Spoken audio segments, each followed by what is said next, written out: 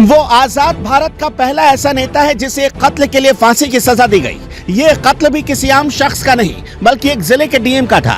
हालांकि बाद में उस नेता की फांसी की सजा को उम्र कैद में बदल दिया गया, मगर उसी नेता को वक्त से पहले ही रिहा करने के लिए बिहार की सरकार ने अपने सारे कायदे कानून बदल डाले और उसे वक्त से पहले रिहा कर दिया गया। उस आनंद मोहन सिंह का, जिसे इस देश के इतिहास में पहली बार एक विधायक रहते हुए किसी अदालत ने फांसी की सजा सुनाई थी, लेकिन फांसी की वो सजा पहले आजीवन कारावास की सजा में बदली और अब आजीवन कारावास की सजा होने के बावजूद बिहार सरकार के एक फैसले से उसे रिहाई मिल गई। यानी इस एक आनंद मोहन को रिहा करने के लिए सरकार ने पूरा का पूरा कानून ही बदल डाला। राज्य के गृह विभाग ने 10 अप्रैल को अचानक अपने जेल के नियमों में बदलाव कर दिया, जिसके मुताबिक नियमावली से ड्यूटी पर तैनात सरकारी कर्मचारी की हत्या वाली लाइन को हटा दिया गया और इसी के साथ पिछले 16 सालों से बिहार के सहरसा जेल में बंद बाहुबली आनंद मोहन की जेल से रिहाई का रास्ता साफ हो गया।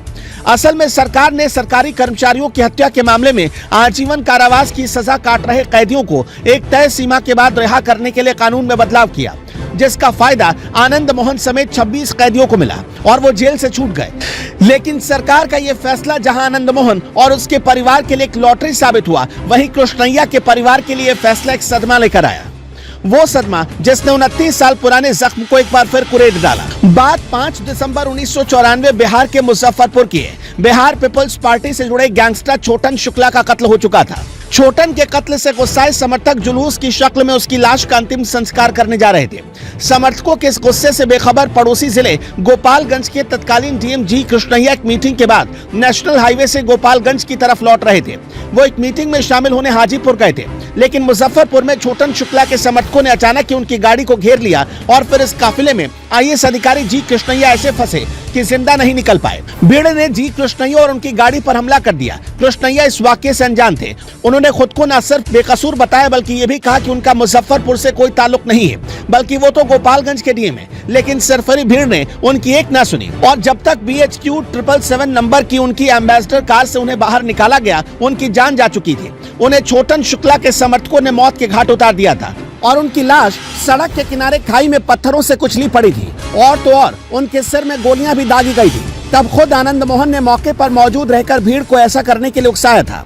इस मामले में 3 चश्मदीद थे। पहला डीएम जी कृष्णैया के बॉडीगार्ड TM हेम्ब्रम, दूसरा एक फोटोग्राफर PL टांगरी और तीसरा डीएम के ड्राइवर दीपक कुमार। बाद में इस मामले की सुनवाई के बाद साल 2007 में आनंद मोहन को तमाम सबूतों और गवाहों की रोशनी में दोषी पाया गया और फांसी की सजा सुनाई गई। इस मामले में उनकी बीवी लवली आनंद समेत कुल 6 आरोपी थे। हालांकि 1 साल बाद पटना हाईकोर्ट ने इस मामले में आनंद मोहन की फांसी की सजा को कम करते हुए आजीवन कारावास यानी ताउम्र कैद में तब्दील कर दिया, जिसके बाद आनंद मोहन लगातार जेल में बंद रहा।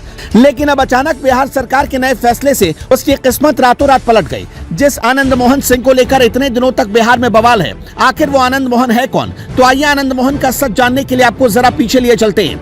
आनंद मोहन ने 1974 में JP आंदोलन के दौरान राजनीति की शुरुआत की। इस दौरान वो 2 साल तक जेल में रहे और 17 साल की उम्र में आते आते राजनीति शुरू कर दी। 1980 में समाजवादी क्रांति सेना की शुरुआत की और लोकसभा चुनाव लड़ा, लेकिन हार मिली। बाद में 1990 में वो जनता दल यूनाइटेड के टिकट पर महर्षि से चुनाव जीत गए। आगे चलकर आनंद मोहन का गैंग बिहार में पप्पू यादव के गैंग से लगातार टकराता रहा। इसके बाद आनंद मोहन ने अपनी पार्टी बिहार पीपल्स पार्टी बनाई और फिर अलग अलग वक्त पर अलग अलग पार्टियों के टिकट पर सांसद और विधायक का चुनाव लड़ते रहे। लेकिन बाद में IAS जी कृष्णैया के कत्ल के मामले में सजा हो गई और चुनाव लड़ने पर रोक लग गई। आनंद मोहन का रंगदारी से राजनीति की तरफ रुझान से पहले का इतिहास छात्र आंदोलनकारी का रहा है। जयप्रकाश नारायण के नेतृत्व में 1974 में आंदोलन शुरू हुआ तो आनंद मोहन ने कॉलेज की पढ़ाई छोड़ आंदोलन का हिस्सा बन गए। देश में जब इमरजेंसी लगी और छोटे बड़े नेताओं की गिरफ्तारी होने लगी तो आनंद मोहन भी पकड़े गए। लगभग 2 साल उन्हें जेल में रहना पड़ा। उनके दादा भी स्वतंत्रता सेनानी थे। राजनीति में जब उन्होंने कदम रखा तब उनकी उम्र 20 साल से कम थी। उन दिनों राजनीति की 2 अनिवार्य जरूरतें हुआ करती थी, पहला दबंग होना और दूसरा जातीय समीकरण अनुकूल होना। यही वजह रही कि उन्होंने जातीय समीकरण को साधा। आरक्षण विरोधी होने के कारण वो राजपूत समाज के साथ सवर्णों के दबंग नेता माने जाते थे। आनंद मोहन की गिनती अब दबंग के रूप में होने लगी। उनकी गिरफ्तारी के लिए इनाम घोषित होने लगे। उस दौर में उन्होंने लोकसभा चुनाव भी लड़ा लेकिन जीत नहीं पाए। 1983 में पहली बार उन्हें एक मामले में 3 महीने की सजा हुई। ये वही दौर था जब बिहार की सियासत में रामा सिंह, अनंत सिंह, सूरजभान सिंह, सुनील पांडे और पप्पू यादव जैसे लोगों का प्रवेश हो चुका था। इन सभी की सक्रियता उस समय अपराध जगत में खूब थी। दबंगता का आलम यह था कि 1978 में तत्कालीन प्रधानमंत्री मोरारजी देसाई को उनके भाषण के दौरान आनंद मोहन ने काले झंडे दिखाए। 1980 में आनंद मोहन ने समाजवादी क्रांति सेना बनाई। ये सवर्णों का संगठन था जिसमें ज्यादातर राजपूत समाज के लोग जुड़े थे। उसके बाद तो आनंद मोहन की गिनती घोषित अपराधियों में होने लगी। लाव लश्कर के साथ चलना आनंद मोहन का शगल था। राजपूत समाज ने उनके अपराध कर्म की अनदेखी की और उन्हें अपना नेता बना लिया। पप्पू यादव से उनके संघर्ष का भी यही काल था। दोनों के बीच खूनी जंग होती रही। कोसी अंचल में कई हत्याएं उस दौर में हुई। आनंद मोहन को जनता दल ने उन्हें महिषी विधानसभा सीट से चुनाव का टिकट दिया। उन्हें जीत हासिल हुई। ये वही काल था जब बिहार में मंडल आयोग की सिफारिशें लागू हुई। पिछड़ों के लिए 27% आरक्षण की जब घोषणा हुई तो इसका विरोध करने वालों में आनंद मोहन भी अपने संगठन के जरिए सक्रिय थे। आरक्षण समर्थकों पर हमले करना आनंद मोहन के दस्ते का दस्तूर था। यानी विधायक बनने के बाद भी वो आपराधिक छवि को सुधार नहीं पाए। वो 5 बार लोकसभा के सदस्य रहे। बाद में उनकी पत्नी लवली आनंद भी वैशाली से सांसद चुनी गई।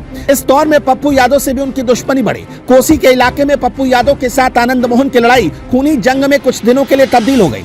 आनंद मोहन आरक्षण विरोधी थे जबकि जनता दल इसके समर्थन में था। इसलिए आनंद मोहन ने अपनी अलग राह चुन ली। उन्होंने 1993 में अपनी पार्टी बिहार पीपल्स पार्टी बनाई। बाद में समता पार्टी बनी तो वो उसके साथ हो गए। 1995 में आनंद मोहन की पार्टी ने नीतीश कुमार की समता पार्टी से बेहतर परफॉर्म किया। हालांकि 3 सीटों से चुनाव लड़ने के बाद वो खुद हार गए।